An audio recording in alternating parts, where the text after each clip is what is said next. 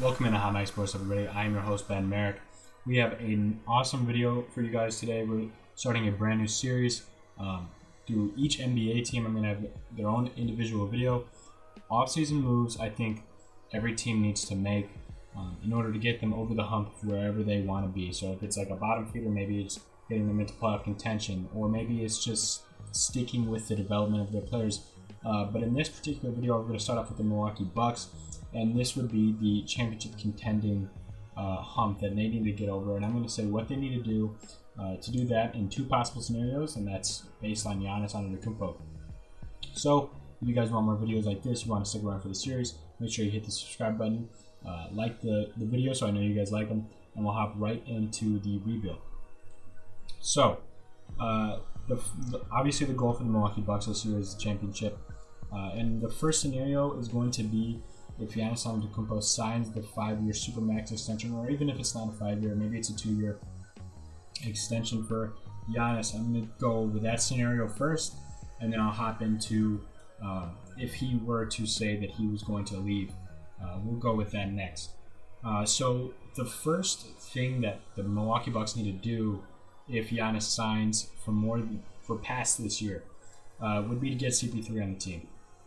It's been rumored all year. CP3 just said that he was very intrigued about a situation with Giannis about going into Milwaukee.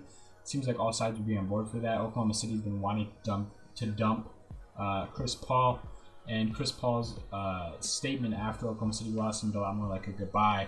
So I expect CP3 to be on the move, and I see that being most fitting to Milwaukee.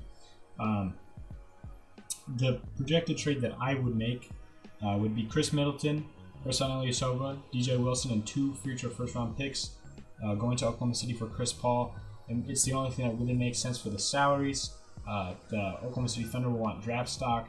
Probably will end up flipping Chris Middleton for more. This will probably be the best offer they would get for CP3. I see this being an accept, which would leave Eric Bledsoe still on the team, which is what we would end up getting into next. But first, I'm just going to talk about the CP3 and Giannis matchup first. CP3 would be an amazing ball handler for Giannis that he really hasn't had. He's still a All-NBA first-team defender like Eric Bledsoe was, so they wouldn't be losing much. They would obviously be losing a little bit in Chris Middleton, like in relationship, but I've seen some Chris Middleton jealousy. I don't see that with CP3. CP3 wants his ring. Chris Middleton been rumoring to go out, and this would definitely be the year to do it. So CP3 coming to the team would be a great source of passing for Giannis, and people say that he isn't as good off the ball as they give him credit for. So CP3 off the ball is amazing.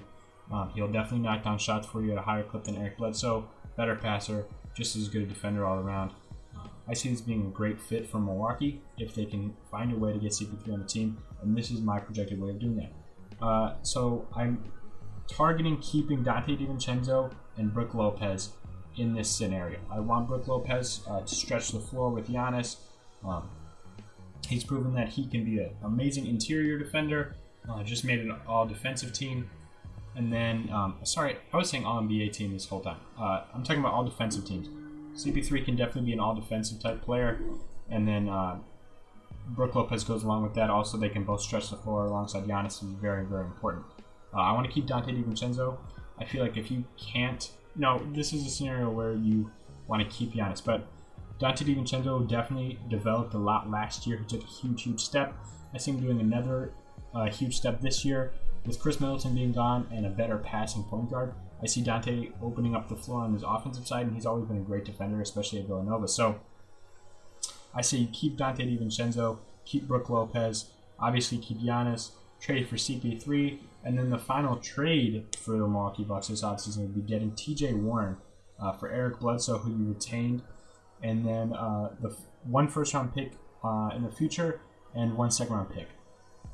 The thing here is we're giving up 3 first-round picks. We're going all out, saying that Giannis signed an extension. We're going all out for chips. Those first-round picks won't mean a lot if you have Giannis and CP3 on the team for the next 3 years. So there really is no worries with selling these first-round picks. So you give up a first and a second. TJ Warren just had an amazing bubble. and the Pacers probably will want to sell their team. So this is the time for TJ Warren to be on the move because they can sell him hot. And maybe the Bucks are giving up a little bit too much, but this ensures that they get him on the team. Bled in a first-round pick and a second also. So that would mean the starting lineup for Milwaukee would be CP3, Dante DiVincenzo, TJ Warren, Giannis Antetokounmpo, and Brook Lopez. A team that can stretch the floor, play amazing defense, and get you buckets. Coming off the bench, I made an emphasis of keeping George Hill and then retaining Wesley Matthews. So we're going to say that Wesley Matthews accepts his player option, comes back to Milwaukee, and then they would have a few roster spots to fill, and we'll address that here. So in free agency, Alec Burks is most likely leaving Philadelphia. I expect Alec Burks to be a very valuable asset for a lot of teams because he won't be demanding too much money. He can 3-and-D. He's been doing it all his career. I expect the Bucks to bring in Alec Burks on something like a 1-year, $4 million deal. Moving on from that, they'll need a power forward that can really play defense, and for that, I see Rondae Hollis-Jefferson from Toronto fitting the bill. He won't be getting a ton of money. He might be the more expensive player on the bench other than George Hill, but he is a much-needed piece for the Bucks, another defender coming off the bench. And then their 5 off the bench would be Myers Leonard from Miami, someone that can stretch the floor, play interior defense, basically a budget Brook Lopez. I see them getting him for pretty cheap. Myers Leonard's coming off a bigger contract. No one's going to want to hand anything like that to him. So I see Myers Leonard getting a ring here. And then they might bring back Pat Connaughton, some players like that, but nothing other than that will be very significant. In terms of the coaching, they missed their opportunity to fire Coach Bud because now all the coaches are gone. Mike D'Antoni just signed with the Nets.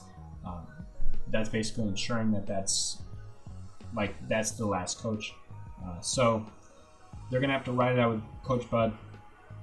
And I see this team definitely competing for a championship, being better than last year's team at least. So moving on from that, we're going to have the scenario where Giannis says he's either leaving or he doesn't commit to signing past this year. So we're going to get to that right now.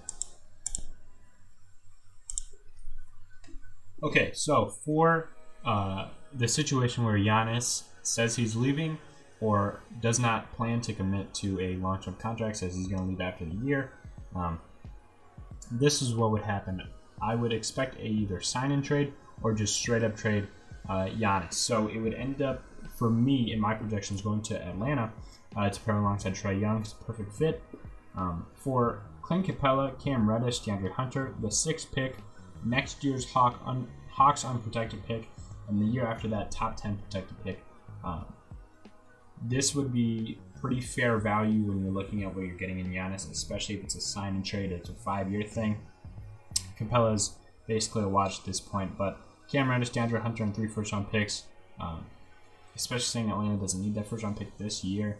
We don't know what they could possibly do with that pick. This seems like fair value. The Bucks would be getting back a ton of draft stock. The Hawks would be automatically put into playoff contention with some young players that they didn't use that much. Clint Capella would be a loss, but they would be able to pick that up elsewhere, especially saying that now you have Giannis. So after that, you're selling guys like Brook for as many draft stock or young players as you can get, maybe paired alongside Bledsoe. Maybe it's Middleton, George Hill, Ilyasova. All of them need to go for either young players or draft stock, and the only person you have to hold on to is Dante DiVincenzo. You're investing in his future. Oh my gosh. You're investing in his future at that point, and he is an important piece. So at that point, you're selling everyone except the players you just received: Cam Reddish, DeAndre Hunter, the picks, and Dante DiVincenzo. At that point, you're doing what Oklahoma City did when they got rid of Russ and Paul George. That's what the Bucks will have to do. It'll take a lot more trade. They might just let people go, but that's what the Bucks will have to do. That'd definitely be interesting for the league. As a Bucks fan, I don't see that being very fun. But Giannis is definitely the source of this video. So what I would expect is the Bucks going all out and doing what I had in the first scenario. So that should be very interesting for you offseason fans. I'm really hoping you guys like this series. Definitely plan to continue it with every NBA team. Super excited for agency starts tonight. The draft is locked in for the 16th. should be a great month for NBA. The season starts up again next month, so stay tuned. Definitely subscribe, and I'll see you guys in the next one. Peace.